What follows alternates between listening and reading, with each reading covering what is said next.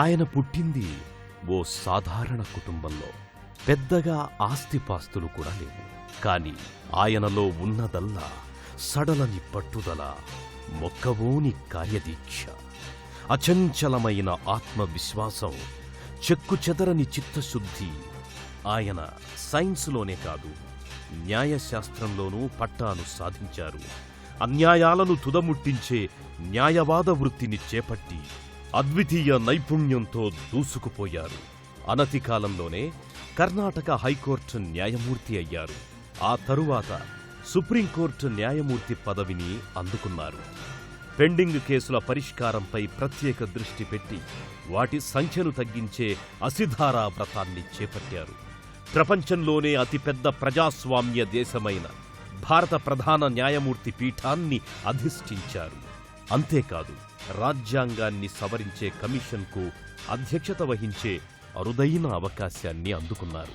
అనంతరం జాతీయ మానవ హక్కుల కమిషన్ అధ్యక్షుడిగాను తనదైన ముద్రను వేశారు. అయినప్పటికీ ఆయనలోని సంస్కరణవాది నిద్రపోలేదు.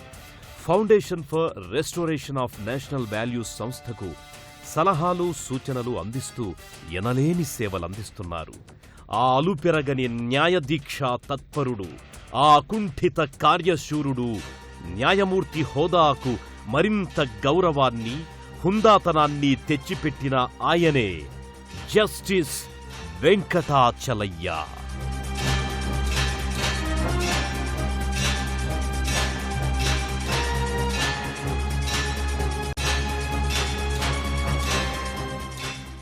జస్టిస్ వెంకటాచలయ్యగా అందరికీ పరిచితమైన ఆయన పూర్తి పేరు మానేపల్లి నారాయణరావు వెంకటాచలయ్య.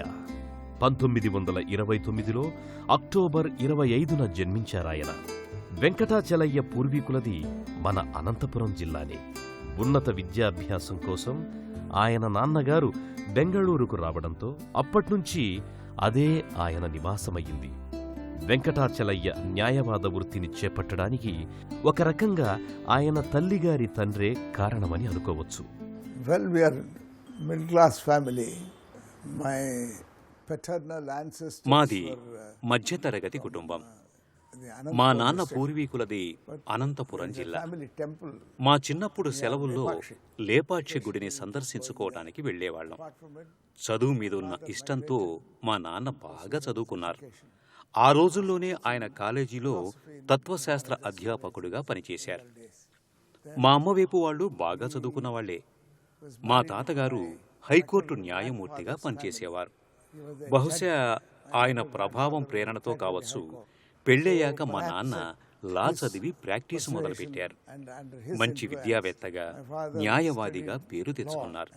దాంతో 1949లో ఆయనకు గవర్నమెంట్ లా కాలేజ్ ప్రిన్సిపాల్గా రమ్మని పిలుపొచ్చింది. ఆ ఉద్యోగానికి వెళ్తుంటే నాన్న స్నేహితులంతా ఆశ్చర్యపోయారు. ఇంత పెద్ద ప్రాక్టీసు వదులుకుని వెళ్తున్నాడేంటి అని. ఆ క్రమంలోనే నేను కూడా కుటుంబ సంప్రదాయాన్ని పాటిస్తూ లాయర్ అయ్యాను. that was how I also became a lawyer in the family tradition. న్యాయశాస్త్రం, ఉన్నత విద్యలపై ఆ కుటుంబానికి గల మక్కువ వెంకటాచలయ్య పైన పడింది. మైసూర్ విశ్వవిద్యాలయం నుంచి సైన్స్తో పాటు న్యాయశాస్త్రంలోనూ పట్టా పొందారు. తాత, తండ్రి అడుగుజాడల్లోనే 1951లో న్యాయవాద వృత్తిని ఆరంభించారు. ఎందులోనైనా విజయం సాధించాలంటే నిజాయితీ, పట్టుదల, చిత్తశుద్ధిని మించిన సాధనాలు లేవని గట్టిగా నమ్మే వెంకటాచలయ్య మొదట్నుంచే వాటిని ఆచరణలో పెట్టారు. ప్రలోభాలు మనిషిని అధపాతాళానికి తొక్కివేస్తాయని గ్రహించిన ఆయన ఎన్నడూ వాటి జోలికి పోలేదు. అన్యాయానికి గురైన వారికి న్యాయాన్నందించాలనే లక్ష్యంతోనే అనుక్షణం ముందుకు సాగారు. ఇలాంటి గుణాలే ఆయనకు విలక్షతను సంతరించి పెట్టాయి. అనతి కాలంలోనే మంచి న్యాయవాదిగాను పేరు తెచ్చిపెట్టాయి. వెంకటాచలయ్య ప్రతిభకు గుర్తింపుగా 1975 నవంబర్ 6న ఆయనకు కర్ణాటక హైకోర్టు న్యాయమూర్తి పీఠం దక్కింది. అందులోనూ ఆయన తనదైన ముద్ర వేశారు. అనంతరం 1987లో అక్టోబర్ 5న దేశ సర్వోన్నత న్యాయస్థానమైన సుప్రీంకోర్టు న్యాయమూర్తిగా పదోన్నతిని సాధించారు. Started my practice in 1951. నేను 1951లో ప్రాక్టీస్ స్టార్ట్ చేశాను. అంటే 62 ఏళ్ల క్రితం అన్నమాట. 1975లో హైకోర్టు జడ్జి అయ్యాను. 1987లో సుప్రీంకోర్టు న్యాయమూర్తిగా బాధ్యతలు చేపట్టాను. చీఫ్ జస్టిస్గా బహుశా 2 ఏళ్లున్నానేమో. తర్వాత జాతీయ మానవ హక్కుల సంఘానికి చైర్మన్ అయ్యాను. మానవ హక్కుల సంఘానికి సంబంధించిన రాజ్యాంగపరమైన సమీక్షలు చేశాను. మన దేశ ప్రజాస్వామ్యంలోని ఒడిదుడుకులు, ఇబ్బందులను చూశాను. ప్రజల సమస్యలు తెలుసుకున్నాను. అప్పుడు అనిపించింది, మనం జాతిని ఎంత తప్పుదోవ పట్టించామో అని. ఇలా అవుతుందని ముందే తెలిస్తే ఇంతకన్నా గొప్పగా తీర్చిదిద్దగలిగేవాళ్లం కదా. We could have mismanaged our national life much better. న్యాయం దక్కడమే కాదు, అది సత్వరం సరైన సమయంలో దక్కాలి కూడా. లేకపోతే అది ఒక రకంగా అన్యాయం కిందికే వస్తుంది. అందుకే సుప్రీంకోర్టు న్యాయమూర్తిగా పనిచేసిన కాలంలో జస్టిస్ వెంకటాచలయ్య పెండింగ్లో ఉన్న కేసుల్ని త్వరగా పరిష్కరించడంపై తీవ్రంగా దృష్టి సారించారు. See, I was satisfied most. నేను చాలా సంతృప్తిగా ఉన్నాను. ఎందుకంటే సుప్రీంకోర్టు పెండింగ్ కేసులను నియంత్రించే దిశగా చర్యలు చేపట్టినందుకు. ఆ ప్రయత్నం ప్రశంసలను అందుకుంది. 1991లో 1,67,000 కేసులు పెండింగ్లో ఉన్నాయి. 91 నుంచి 98 మధ్యలో మరో 3,40,000 కేసులను పరిష్కరించగలిగాం. మొత్తంగా ఆ 8 ఏళ్ల కాలంలో 5 లక్షల పైచిలుకు కేసులను పరిష్కరించగలిగాం. 16 ఫిబ్రవరి 1998 కల్లా సుప్రీంకోర్టులోని మొత్తం పెండింగ్ కేసుల సంఖ్య 16,200. స్వాతంత్రం వచ్చిన నాటి నుంచి గమనిస్తే భారతదేశంలోని ఏ ప్రభుత్వం, సంస్థ కానీ సాధించని విజయం అది. దాన్ని సాధించటానికి నాదైన దారిలో నేను ప్రయత్నం చేశాను. నా ప్రయత్నానికి నాతోటి న్యాయమూర్తులు తమ సహకారాన్ని అందించారు. ఈ పని చేయటానికి పనివేళల కన్నా రోజూ అదనంగా గంట కేటాయించటానికి వాళ్ళు ఒప్పుకున్నారు. మా తత్వం, ఆదర్శం కలిసి పనిచేస్తే వచ్చిన విజయం అది. Ideal culminated itself in practical results. Justice Venkatachaliah 1993లో ఫిబ్రవరి 12న భారత 25వ ప్రధాన న్యాయమూర్తిగా బాధ్యతలు చేపట్టారు. ఈ సమయంలో ఆయన కేవలం న్యాయం అందించడంపైనే కాదు, న్యాయమూర్తుల నియామకాలు, బదిలీలు పారదర్శకంగా జరగడానికి విశేష కృషి చేశారు. న్యాయ వ్యవస్థ ప్రజలకు రక్షణగా నిలవాలని, వారికి జవాబుదారీగా ఉండాలన్నది వెంకటాచలయ్య అభిమతం. భారత ప్రధాన న్యాయమూర్తి పదవి నుంచి 1994లో అక్టోబర్ 24న పదవీ విరమణ తీసుకునే వరకు ఆయన న్యాయ వ్యవస్థను బలోపేతం చేసే దిశగానే పనిచేశారు. ప్రధాన న్యాయమూర్తిగా పదవీ విరమణ తీసుకున్నప్పటికీ వెంకటాచలయ్య అవినీతిపై పోరాటాన్ని మాత్రం ఆపలేదు. మానవ హక్కుల కోసం నినదించడము మానలేదు. 1996-98 వరకు జాతీయ మానవ హక్కుల సంఘం అధ్యక్షుడిగా పనిచేసి తనదైన విశిష్టతను చాటుకున్నారు. రాజ్యాంగం పనితీరును సమీక్షించేందుకు 2000 సంవత్సరంలో నియమించిన జాతీయ కమిషన్కు నేతృత్వం వహించడం ఆయన జీవితంలో మరో మైలురాయి. దేశంలో ప్రజాస్వామ్య వ్యవస్థను అట్టడుగు స్థాయి నుంచి బలోపేతం చేయాల్సిన అవసరముందని బలంగా విశ్వసించే ఆయన ఈ అవకాశాన్ని వృధాగా పోనివ్వలేదు. మన దేశానికి పట్టుగొమ్మలైన గ్రామాలను పరిపుష్టం చేసే లక్ష్యంతో పంచాయతీరాజ్ సంస్థల బలోపేతానికి పలు కీలకమైన ప్రతిపాదనలు చేశారు. వీటిల్లో చాలా వరకు ప్రభుత్వం అంగీకరించింది కూడా.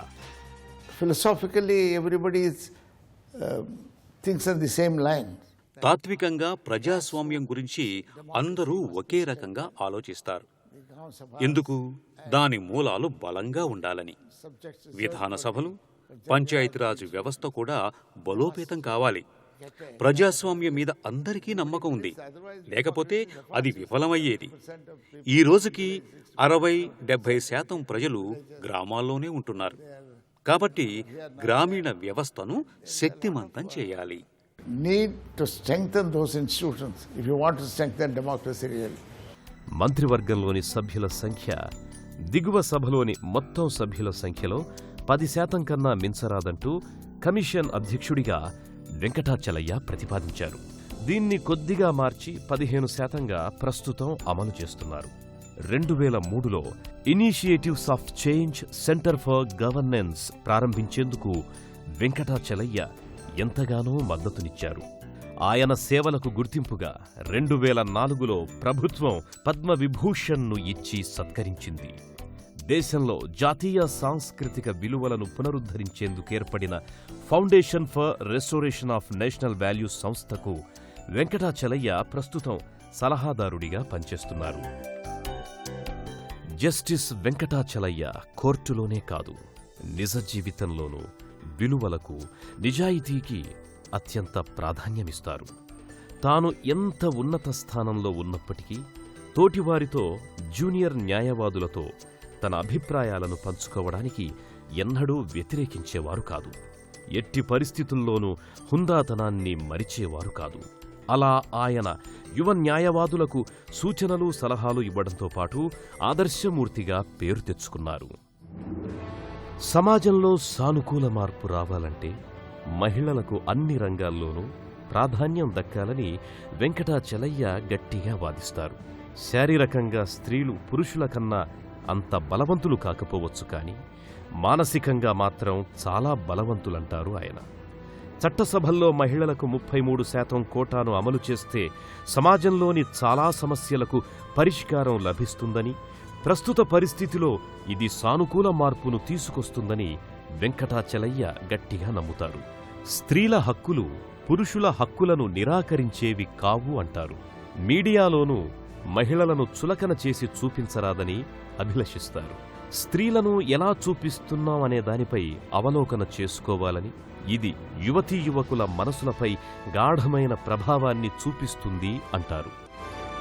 మన దేశంలో నిపుణులైన కార్మికులకు, మానవ వనరులకు కొరత లేదు గాని నాయకత్వమే అసలు సమస్యని పేర్కొంటారు వెంకటాచలయ్య. మన దేశంలో నైపుణ్యాలను వినియోగించుకునే వ్యవస్థ సరిగ్గా లేదని ఆవేదన వ్యక్తం చేస్తారు. దేశ జనాభాలో సుమారు 50% మంది యువతీ యువకులేనని, వీరిలో 14 ఏళ్లలోపు వారు 40% మందున్న విషయాన్ని మనం గుర్తుంచుకోవాలని చెబుతారు. 21వ శతాబ్దంలో మిగతా దేశాలతో పాటు మనము ముందుకు సాగాలంటే వీరందరికీ సరైన విద్య, ఆరోగ్యం అందించాలని, లేకపోతే చాలా వెనుకబడిపోయే ప్రమాదముందని హెచ్చరిస్తారు. Last century was a big achiever, but this century the way the indications are కిందటి శతాబ్దంలో మనం చాలానే సాధించాం. కానీ ఈ 21వ శతాబ్దంలో ఇప్పటికే 1000 రెట్లు ఎక్కువ అభివృద్ధిని సాధించాం. మనలాంటి అభివృద్ధి చెందుతున్న దేశాలెన్నింటికో ఇది సవాలుగా నిలిచింది. అవకాశాలను ఇచ్చింది. అన్నింటినీ సాధించాం. కానీ మన దేశంలో 4-5 రంగాల్లో అనుకున్నంత పురోగతిని సాధించలేకపోయామనే చెప్పాలి. ఒకటి, మన దేశం ప్రజాస్వామ్య దేశం. ఇది ఇప్పటికీ ప్రశ్నార్థకమే. చక్కటి పాలనా ప్రజాస్వామ్యాన్ని మించింది లేదు. అలాంటి ప్రజాస్వామ్యం మన దేశంలో ఈనాడు ఏ స్థితిలో ఉంది? ఇక రెండోది, దేశంలో సమాన విద్యావకాశాలు అందించటంలో విఫలమయ్యాం. ఇంకో శతాబ్దం గడిచినా కూడా అది సాధ్యం కాదు. as it should be to be able to meet the challenges of the 21st century and the next decade itself. ప్రస్తుతం సమాజంలో తలెత్తుతోన్న ఉద్యమాలు చూస్తుంటే పరిపాలనపై సామాన్యులకు నమ్మకం సన్నగిల్లుతోన్న సూచనలు కనిపిస్తున్నాయని, ఈ నమ్మకాన్ని తిరిగి ప్రజల్లో పాదుకొల్పడం ప్రజాస్వామ్య వ్యవస్థలో ఎంతో అత్యావశ్యకం అన్నది వెంకటాచలయ్య అభిప్రాయం. తాగునీరు, పారిశుధ్య సౌకర్యాలు, పొగలేని వంటిళ్ల వంటి చిన్న చిన్న మార్పులతోనే 70% వరకు అనారోగ్యాన్ని పారద్రోలే అవకాశముందనే సంగతిని అందరూ గుర్తించాలనేది ఆయన సూచన. వైద్యరంగం చికిత్సల కన్నా నివారణ మార్గాలపై ఎక్కువ దృష్టి సారించాల్సిన అవసరముందని చెబుతారు. అవినీతి అనేది సమాజానికి అతిపెద్ద క్యాన్సర్ వంటిదని అభివర్ణిస్తారు వెంకటాచలయ్య. ప్రస్తుతమున్న పోలీసు వ్యవస్థ, దర్యాప్తు సంస్థలు సమర్థవంతంగా పనిచేస్తే నేరాలను చాలా వరకు కట్టడి చెయ్యొచ్చు అంటారు. కానీ అలా జరగకపోవటం వల్లనే లోక్పాల్ వంటి వ్యవస్థలను ప్రజలు కోరుకుంటున్నారని, ఈ విషయంలో ఇప్పటికైనా న్యాయ వ్యవస్థ మరింత తీవ్రంగా దృష్టి సారించాల్సిన సమయం ఆసన్నమయ్యిందనేది వెంకటాచలయ్య అభిప్రాయం. Development includes a large element is ప్రభుత్వం పట్ల ప్రజలకున్న నమ్మకమే దేశ అభివృద్ధిలో ప్రధాన పాత్ర పోషిస్తుంది. మన దగ్గర 1100 పైచిలకు రాజకీయ పార్టీలున్నాయి. వాటిలో మహా అంటే 80 నుంచి 90 దాకా ఎన్నికల్లో పోటీ చేస్తున్నాయేమో. మిగిలినవన్నీ పన్ను మినహాయింపు అవకాశాన్ని చక్కగా వాడుకుంటున్నాయి. 2004లో పొలిటికల్ పార్టీకి పన్ను మినహాయింపు లభించింది కదా. జనాభాలో సగం కంటే ఎక్కువ ఉన్న మహిళలను రాజకీయ పార్టీలోకి తీసుకోరు, మైనార్టీలకు స్థానం కల్పించరు. అటు యువతలో ఈ దేశాన్ని పటిష్టం చేస్తున్నామన్న భావనను వాళ్ళు కలిగించటం లేదు. ఇవన్నీ సమస్యలే.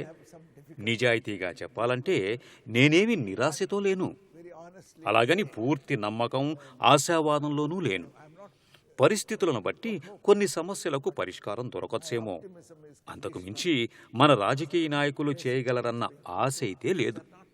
నా నిరాశను మీతో పంచుకుంటున్నందుకు నన్ను క్షమించండి.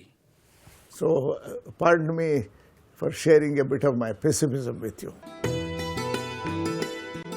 ఎంత ఉన్నత పదవులను అధిష్ఠించిన వెంకటాచలయ్య తన నిరాడంబర జీవన శైలిని మార్చుకోకపోవడం విశేషం. ఇప్పటికీ ఓ చిన్న ఇల్లే ఆయన నివాసం. My lifestyle has not changed for the last 50 years. ఇప్పటికీ నా జీవన శైలి ఏమాత్రం మారలేదు. 50 ఏళ్ల కిందట ఏం తిన్నాను, ఎలా ఉన్నానో ఇప్పుడు అదే తింటున్నాను, అలాగే ఉన్నాను. నేను కనీసం డైనింగ్ టేబుల్ మీద కూడా ఎప్పుడూ భోజనం చేయలేదు. సుప్రీంకోర్టులో పనిచేస్తున్నప్పుడు కూడా కింద కూర్చునే శుభ్రంగా భోంచేసేవాణ్ణి. నా జీవనశైలి అంత అధునాతనమైందేమీ కాదు. అన్నిటికన్నా ముందు నేనేమీ డబ్బున్నవాణ్ణి కాను. ప్రభుత్వం ఇచ్చే పెన్షన్తో హాయిగా సంతోషంగా ఉన్నాను. తక్కువ డబ్బున్న వాళ్ళతో పోల్చి చూసుకుంటే నాకు ప్రజలకు సేవ చేసే అవకాశం దొరకటం కన్నా మించింది ఏమీ లేదు. Opportunity to serve the public in whatever way you can. పుస్తక పఠనమంటే ఆయనకెంతో మక్కువ. ఏమాత్రం సమయం చిక్కినా పుస్తకాన్ని ముందేసుకుంటారు. ముఖ్యంగా భవిష్యత్తులో జరగబోయే మార్పుల్ని తెలియజేసే శాస్త్రీయ పుస్తకాలు చదవడానికి ఆయన ఎక్కువగా ఇష్టపడతారు. రాజకీయ జీవన విధానంలో గాంధీజీని, న్యాయ వ్యవస్థలో బిజన్ కుమార్ ముఖర్జీని, పారిశ్రామిక రంగంలో జేఆర్డి టాటాను ఆదర్శంగా పరిగణించే వెంకటాచలయ్య తన జీవితంలోనూ ప్రజలకు సేవ చేసే లక్ష్యంతోనే ఇప్పటికీ ముందుకు సాగుతున్నారు. ప్రజలకు సేవ చేయాలనే ఆకాంక్ష ఉండాలే కాని పదవులతో పనిలేదనే నిజం వెంకటాచలయ్యను చూస్తే ఎవరికైనా ఇట్టే అర్థమవుతుంది. ప్రజాసేవ కోసం ఎలాంటి అవకాశం దొరికినా ఆయన వదిలిపెట్టరు. సర్వోదయ ఇంటర్నేషనల్ ట్రస్ట్ బెంగళూరు చైర్మన్గానే కాదు, పబ్లిక్ అఫైర్స్ సెంటర్స్ అధ్యక్షుడిగా, Indian institute of world culture అధ్యక్షుడిగానూ వ్యవహరిస్తుండడం ఆయన ఓపికకు, ప్రజల మధ్యలో మెలగాలనే ఆయన తహతహకు నిదర్శనం. After my retirement, I was amongst those who started. నా పదవీ విరమణ తర్వాత సర్వోదయ ఇంటర్నేషనల్ ట్రస్ట్ ప్రారంభించిన వాళ్లలో నేనున్నాను. దానికి నేను ఫౌండర్, చైర్మన్ని కూడా. చాలామంది గొప్పవాళ్లు సభ్యులుగా ఉన్నారు. అందులో పబ్లిక్ అఫైర్స్ సెంటర్కి ఇప్పటికీ నేను చైర్మన్గా ఉన్నాను. సంస్కరణలు తేవటంలో అది చేస్తున్న కృషి మరవలేనిది. ఇది కాక centre for standards in public life, దానికి కూడా చైర్మన్గా సేవలందిస్తున్నాను. దీని తరఫున రాజకీయ పార్టీలో రావాల్సిన సంస్కరణలకు సంబంధించి, ఎలక్టరల్ లాకు సంబంధించిన ముసాయిదా తయారు చేశాం. Made a draft of the amendments needed for the electoral law. సరైన వ్యవస్థల నీడలో ప్రజలంతా సురక్షితంగా ఉండాలన్నదే వెంకటాచలయ్య లక్ష్యం. అందుకోసం పనిచెయ్యాలన్నదే ఆయన ఆశయం. శిక్షల తీవ్రత కాదు, తప్పు చేస్తే తప్పకుండా శిక్ష పడే వాతావరణం నెలకొంటేనే నేరగాళ్లలో భయం ఏర్పడుతుందని, అప్పుడే నేరం చేయడానికి దూరంగా ఉంటారనేది వెంకటాచలయ్య సిద్ధాంతం.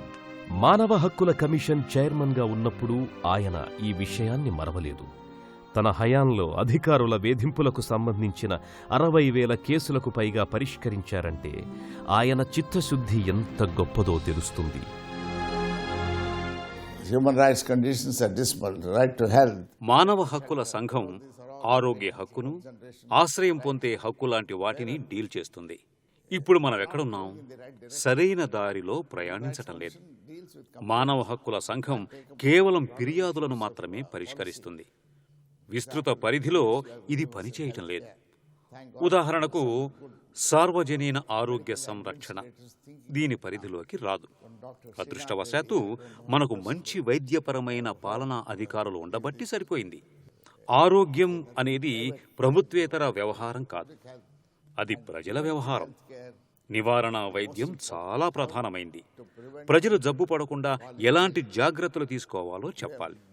కానీ మనం ప్రజలు జబ్బు పడేలా చేసి ఈ మందు వాడండి, ఆ మందు వాడండి అంటూ ఆరోగ్యంతో వ్యాపారం చేసుకుంటున్నాం. నివారణ వైద్యం చాలా ముఖ్యమైంది, కానీ అది ఈనాడు చాలా హీనస్థితిలో ఉంది. Preventive health care is the most important thing, and that is in a bad state today. ఈ భూమి ఎంతో అందమైనది, మానవ జీవనం మరింత ఉన్నతమైనది. దానిని భంగపరిచే హక్కు ఎవ్వరికీ లేదు. అలా ప్రవర్తిస్తే ఎవరికైనా శిక్ష పడాల్సిందే. లేకపోతే వ్యవస్థ ఛిన్నాభిన్నమైపోతుంది. ప్రజలకు, సమాజానికి రక్షణ కల్పించే గురుతర బాధ్యతలో న్యాయస్థానాల పాత్ర ఎనలేనిదని నమ్మిన దీక్షాదక్షుడు జస్టిస్ ఎంఎన్ వెంకటాచలయ్య ఎందరికో ఆదర్శప్రాయం.